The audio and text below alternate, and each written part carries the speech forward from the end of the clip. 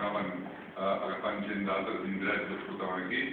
Vaig manifestar el meu malestar a la direcció del Mercadona. Em van dir que amb aquest procés d'obertura del Mercadona el que feien era portar gent de fora perquè anessin ensenyant a la gent nova que anava entrant i que paulatinament i de forma esglaonada aniria entrant gent d'aquí. Jo els vaig demanar que així ho fessin perquè així es van manifestar en aquell moment i vam quedar així, no?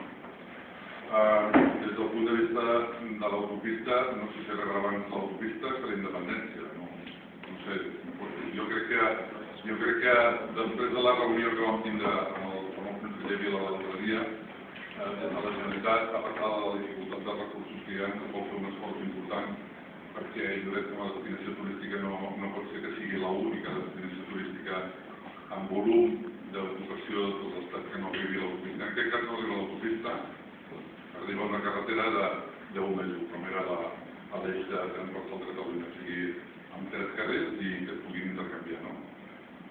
El fet que es pugui diversificar l'oferta turística de Lloret, jo crec que és un molt bon equipament, sobretot tinguem en compte que al golf no s'hi pot jugar en aquells camps on fa molt fred i estan gelats, i això representa que durant 6 mesos de la mitjana del nord d'Europa cap amunt no es pot jugar a golf perquè no ho permeten els camps, perquè estan gelats i llavors tenen tendència a vindre cap aquí, cap a Espanya o cap a altres indrets, sobretot atenent molt a les Illes Canàries o al Golf. Per tant, que nosaltres tinguem un equipament així és important.